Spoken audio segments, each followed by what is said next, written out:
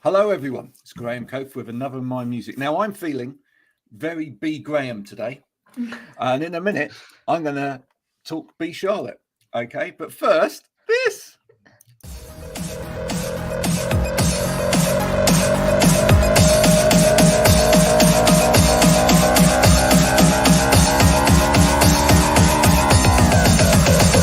Keep on, don't stop.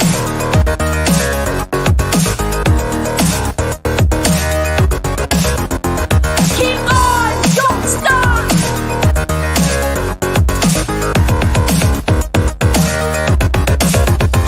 Keep on, don't stop.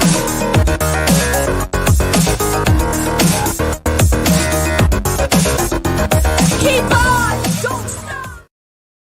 There we go. The wonderful video supporting Analog Trash, an independent record label, which my guest today will know all about running a record label as much as being a musician.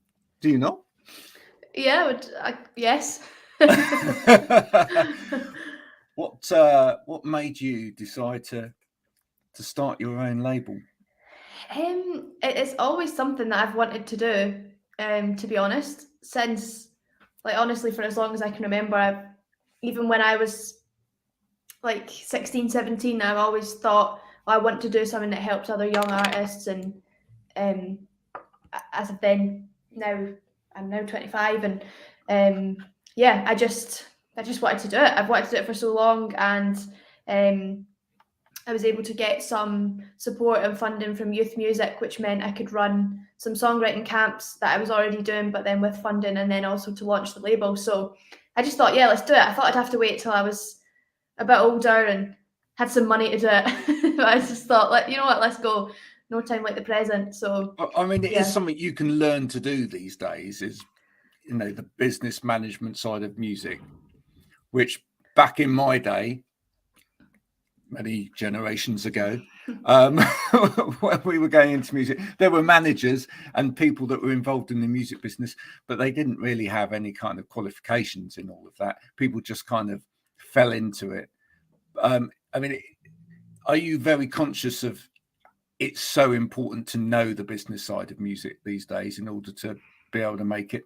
Yeah, definitely.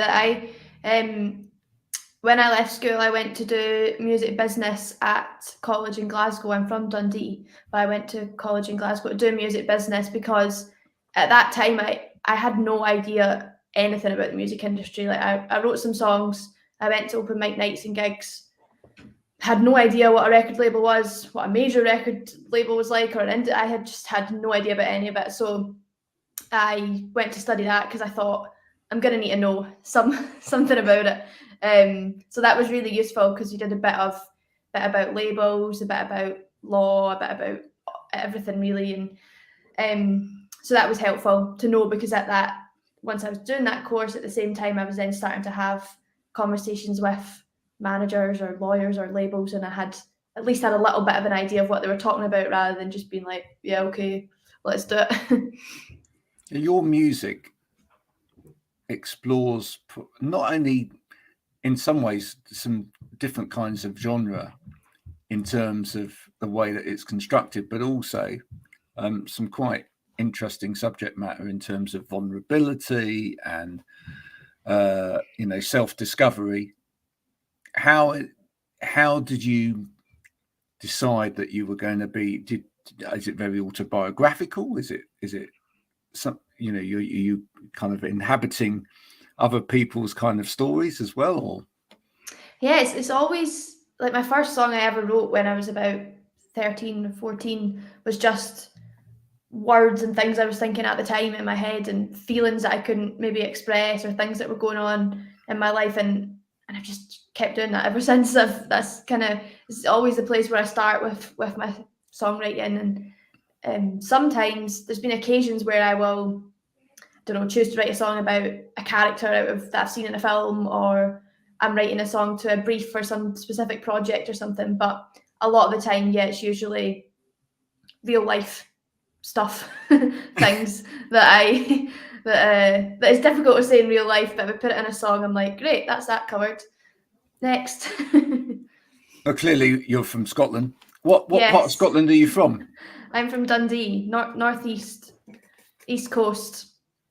So growing up, what was around musically?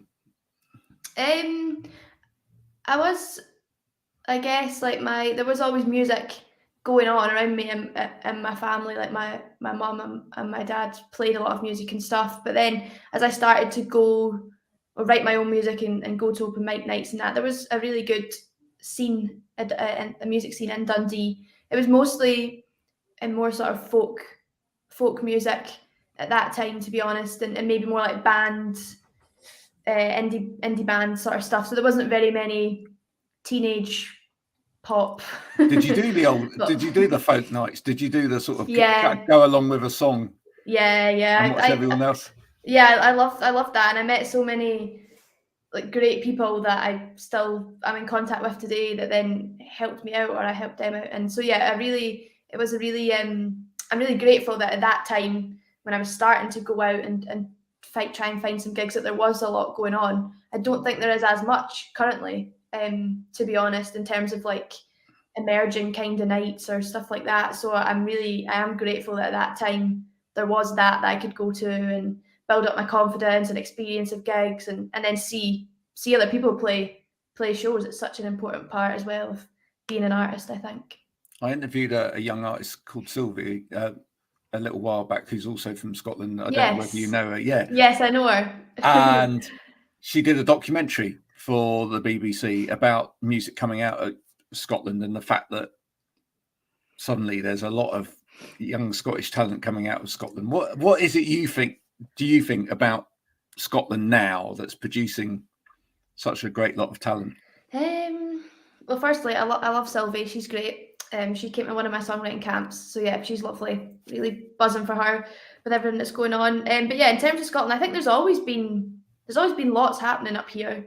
I think now maybe more people are just looking in, and because of the likes of, I guess, Lewis Capaldi, Jerry Cinnamon, The Snuts, Nina Nesbitt, Churches, like then people are like, oh, something must be happening up there. It's like, yep, there's we do music. It's always been happening. Yeah. But it's good. You just haven't caught on to it. Yeah. Yeah, I think it's great that Scotland's getting a spotlight, and then as well when I guess with Sylvia, her documentary was, I think, East Lothian, West Lothian. That's right. Not sure. Don't want to get that wrong. But this kind of it's cool to highlight different places as well, not just sort of the main cities. Yeah. You mentioned Lewis Capaldi. I mean, obviously you've shared some time with him. Is he as funny as we all like to think he is? Yeah, but not everyone in Scotland, but a lot of people in Scotland that are just naturally funny anyway. So yeah, he's I think the first time I met him was at a gig, honestly maybe, I don't know, 6 years ago or something, in Ayr in Scotland, and he was supporting a band that I knew at the time, and yeah, he's the exact same then as he was now, apart from now he's obviously incredibly famous and successful as well. Have you learned anything from what he's been doing in terms of the kind of not taking himself too seriously? Yeah, it's good that it's really shaking it up, because I think I saw in an interview that he did when he did the Diary of a CEO podcast, where he was saying like record labels would always be like, oh, this is the blueprint for how to do social media, and then he started doing all this stuff and it's kind of changed that a bit. And I think it's good that it's shaking it up in that way, to be a bit more real, rather than we all have to be shiny and perfect and say exactly the right thing, or follow exactly it's ruined people's lives over the years, isn't it? I think we forget that. I think totally that, we've put in the past, we have put musicians on a pedestal, rightly or wrongly, but I think we forget that the pressure that then puts on the person that's been put on that pedestal. Yeah. That you're kind of having to live up to that expectation all of the time. Yeah, and I think as well, it's like, it is like, for me, I've always taken doing music so seriously. I'm like, this is what I want to do and I'm passionate, and then sometimes you forget to have a bit of fun, or to be like, right, just enjoy what you're doing in the moment. Like, so I think it's good to take away a wee bit of the seriousness and be like, yeah, this is some cool stuff we're up to. Let's enjoy it while we can do. Yeah. Now, I love your videos as well. Oh, thank you. Fantastic. So, do you feel that you're quite a visual artist as much as a music artist? Yeah, I mean, I do think it's such an important part. I know maybe music videos aren't as valued anymore as they maybe used to be, but I really do enjoy doing it, and I like that it's another way to communicate your music out there rather than just saying I have a song, listen to it. I like that you can kind of maybe tell a bit of a different story. And with a couple of music videos I did, I worked with a really amazing Scottish director who just had some brilliant ideas, and that was really fun and really pushed me out my comfort zone, and I loved that. And then more recently, the stuff I've been doing, I've just been doing that myself, which is maybe not as fun, but it's still good to get creative and just try some stuff out. I also noticed on the list of people that you've collaborated with or worked with or been involved with at one point, I noticed the name Laura Mvula on there as well. How did you meet her? Well, I supported her at a show in Aberdeen a few years ago now. It was a sort of part of it's called True North. There's a festival in Aberdeen. It's really cool, and they have lots of different artists and things going on. And I supported her in, I can't remember the name of it off the top of my head, but a theatre, this really big theatre, and it was huge. Did you meet her drummer? That's all I want to know. Did you meet her drummer? I don't think so. Oh, I don't think so. That's Troy. Okay. I was in a band with Troy when I was 14. Right, amazing. Right, wow. Hi, Troy. Oh. Small, you see? Yeah, of course. But yeah, she was amazing. Like, incredible to watch. So that was lovely to support her. Yeah, she's got such a unique sound, hasn't she? She's got a very unique way of writing as well.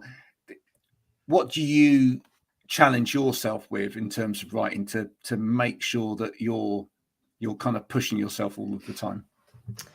Yeah, I think I always constantly go back and edit lyrics right up until the day of recording it, I think, which is annoying. It's actually annoying for me and everyone involved. But no, I think because sometimes you're striving for, perfection of that little bit's not right and stuff. So yeah, a lot of times I'll write a song that's kind of draft lyrics, and then sometimes nothing changes.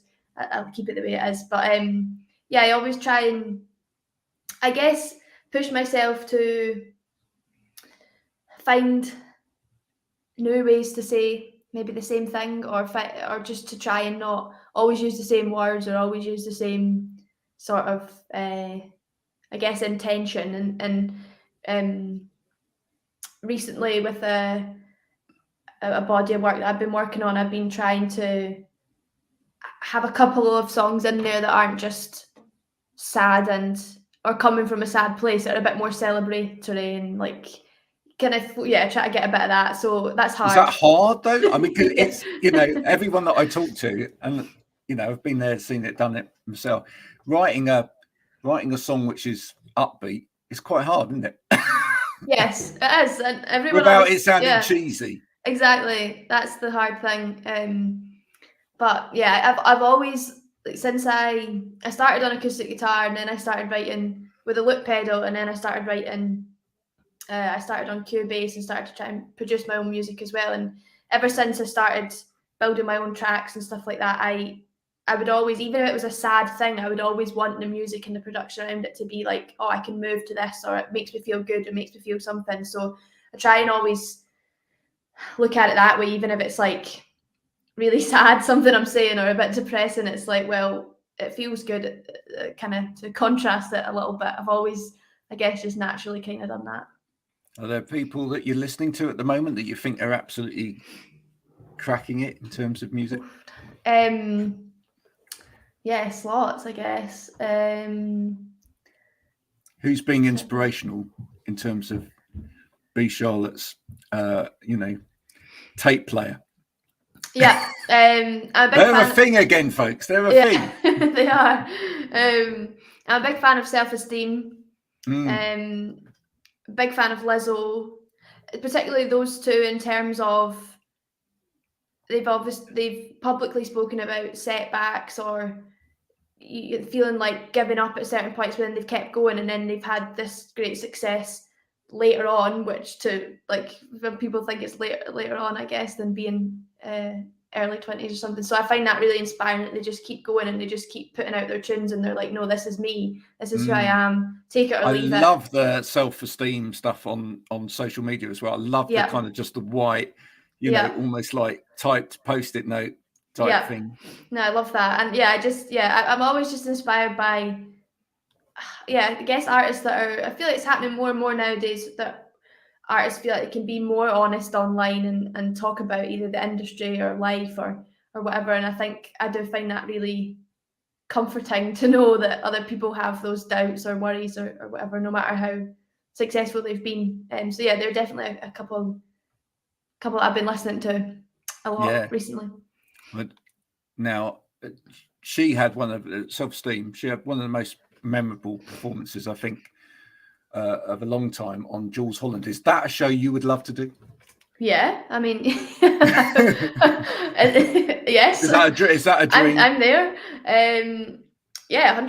It's one of those things, isn't it? That's like, I guess, for my whole lifetime of being an artist, is one of those things that's always been there. That you're like, that would be a dream to do that. I would, certainly love to do that. And one of the other things when I first started out was playing Tea in the Park, which I did get to do before it stopped. So that was a good.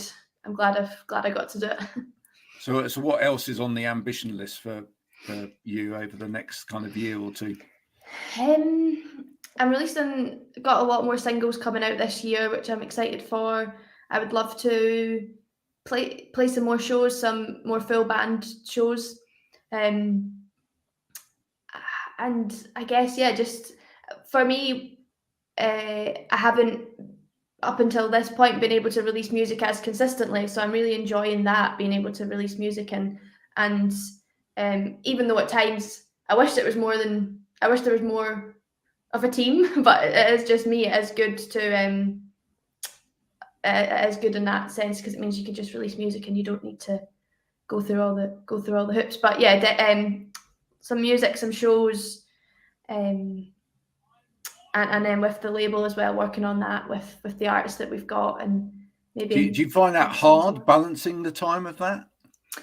I mean, sometimes it's definitely taken me a while to get used to it because I obviously put, and I have done for so many years, absolutely everything into my music and my career. So then I was trying to do that for the artists that we signed as well, and it was a bit much, but I'm just figuring it out.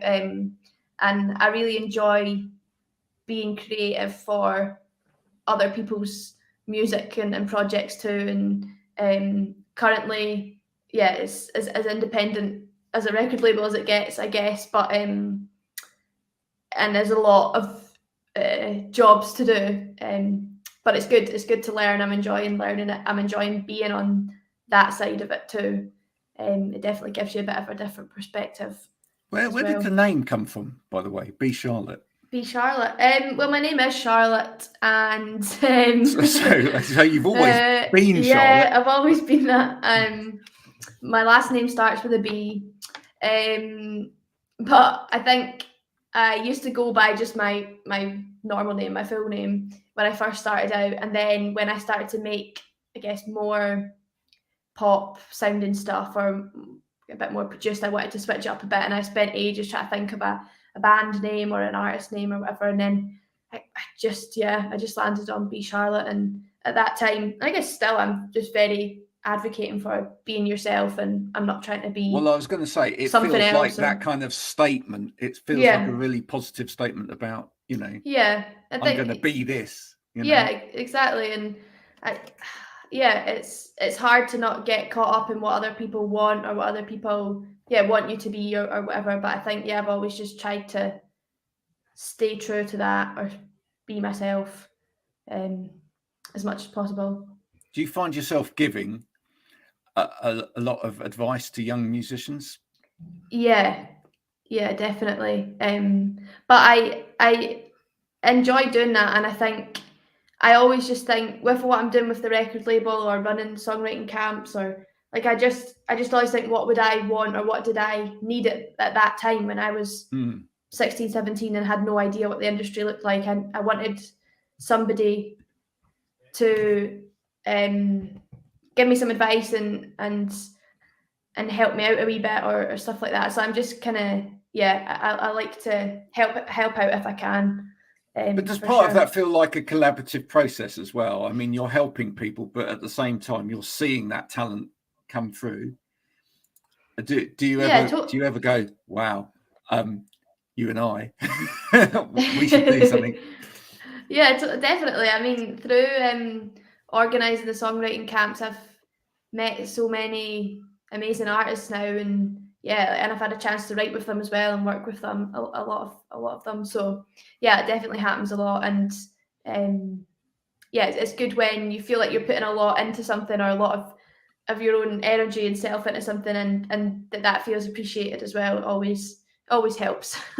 Yeah, that writing model, I think that's a model that a lot of younger artists who do write their own songs are adopting as well now, so that, because I suppose one's aware that you won't necessarily always want to be an artist in the out there trying to make it as an artist, but writing is something you can always fall back on, and even if you don't continue to put out a record every 5 months or whatever, then you can actually write with other people, you can develop other people. So is that very important for you to develop that?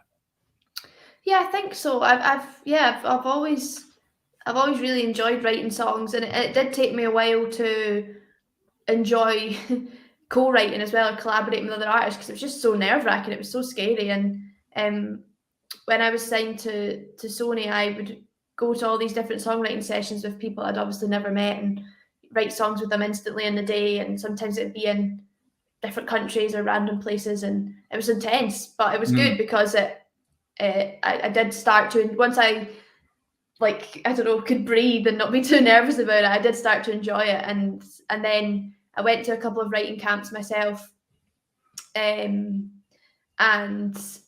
it was just something that I kind of wanted to, I guess, bring to Scotland, because it's not really, in terms of the music industry in Scotland, the community of writers, it doesn't feel like it's already a community. So I kind of wanted to bring that to Scotland. And then also I knew there was so many amazingly talented women in Scotland that couldn't, I don't know, get as many opportunities. So kind of wanted to bring that into it as well. How long does it take you normally when you enter a room with someone else that you're co-writing with to know that this is just going to work? Oh, I think it's instantly. Sometimes you just know. Sometimes you just know. I used to say, at the time, I mean, not that I've ever done it, but if you were to do blind dates or something, I feel like it's like that. You've just got to turn up and be pour your heart and soul out to this stranger, and then write a song about it, and then sing it in front. It is a lot, but it is good, and some good, amazing things come out of that type of thing. And I've worked with some really great writers who instantly made me feel at ease, or I just you instantly know it's gonna be all right. And then it's interesting for me then, if I go into a writing session with younger artists or artists who haven't done that before, I'm now taking on that role of trying to be comforting and let them know it's all good, and you know what I mean, there's not too much pressure. It is funny, there's a almost a telephony, if you like, or a telepathic thing that happens with music that just never goes away. The kind of weird magic between two people. Troy, who I mentioned earlier, who's Laura's drummer. I mean, he's a world-class musician. He actually I think he co-wrote Diana Ross's last album. Wow. But a few years back, his brother got married, and we all got the band back together, back for the wedding. And we hadn't played together for years and years and years, but we got back together, and we sort of listened to these set of songs once, and we got back on stage and we played, and the chemistry that was there years and years ago just was straight there again. It's a weird thing, music, that you can get that. It's mad, isn't it? I always think it is It is magical that like songs can appear out of thin air. Like I do think, you know what I mean? You can start whether you're writing with someone else or not. I sit down at my guitar and then I don't know, a few hours later there's a song. Like that is mad. Yeah, and it's those little nods and looks at each other where you kind of look and you go, I know what you're going to do. Yeah. You know, I know what's coming Totally. next, even though you don't know what's coming next. You just kind of know. Yeah. That's for me. That's the thing that's really, really exciting about Yeah. music as well. Playing music is when you get those moments where everybody's just grinning from ear to ear because you just know that together you've made something that couldn't happen any other way. Totally. Yeah. No, I love that as well. That's why you're desperate to get back out. Oh yeah, totally. I love going and playing acoustic shows and just doing it myself. But then I love playing with a band. I've done that for the past 5 or 6 years as well, and it's just it brings a different energy. I love to be able to move around the stage a bit and get really into it. So yeah, I'm really looking forward to getting back into doing that again. Well, listen, I am so pleased that you've made time to come and talk to us today. Thank you so much. Thank you. Before we leave, there's one question I always ask the best guests, okay? Which is, if you could work with anybody, alive or dead, who would it be? Oof. I know it's a big one. The first thing that comes into my head is Freddie Mercury, so I'm just going to go with it. Oh, I'm just going to go with it. why though? Of course, because the question that has to come after that is why. He's just a genius, wasn't he? And I think like at that time to do what he was doing and to be on stage and to wear what he would wear and sing how he would sing was just like so. There was just nobody was doing that, and yeah, I think I would have loved to have seen him live, of course. But yeah, I think as soon as you said that question, that was just the first name. I think it's just there's nobody that can replicate that. Do you know what I mean? That's one of a kind. I know. I mean, to this day, I don't think anyone's come up with anything quite as bizarre, but as wonderful as Bohemian Rhapsody. It's just an incredible feat of, to imagine like rock, opera, I know. all of this together, and have that all lined out in his head. Yeah, totally. That's mad. I know. I was in a primary school, working in a primary school yesterday doing songwriting stuff, and a wee boy who was like, he must, I don't know, 10 or 11, said his favourite song of all time was Bohemian Rhapsody. I was like, whoa, that's cool. So that stands the test of time, doesn't it? Yeah. So. Yeah. Well, it is absolute genius. Yeah. Listen, it's been a pleasure having you on. Thank you very much. Now, so all of the people out there who've now got to know you a little bit better, courtesy of this, what they want to do now is they want to find your music so that they can go and partake in it and play it to death, so that actually you get more and more streams, more and more hits, and a little bit more money, which is amazing. Always useful. Yeah, absolutely. Because there's not a lot of that going around at the moment, is there? So where do people find you? Where's the best place? I guess I'm everywhere, but best places that I'm on all the time: Instagram, I am Becharlotte is my @ and Spotify, just Becharlotte. But yeah, I'm everywhere. So. And when you've got a tour to announce, let us know, and we'll make sure people know that. For sure. Amazing. Thank you. And do you do merch as well? Yes, I do. Yeah. I have some vinyl, maybe some t-shirts left, I think, maybe. There you go. And what they all available from where? They're on my Big Cartel page. Get there, folks. Yeah. Eat it all up. Make sure, empty the coffers, spend some money on Becharlotte. Listen, absolute pleasure meeting you. Good luck with the rest of your career. If I see you somewhere further down the line, if there's ever, more music to talk about or a new project to talk about, you'd be more than welcome to come back. But until then, folks, this has been Becharlotte. Do check out her music. and do subscribe to this. If you like this, then remember, it's all about the music. It's not about me. It's about helping these people get to know you and you to know them. And, you know, a bit of music goes a long, long way, doesn't it? Until next time, thank you very much and bye-bye.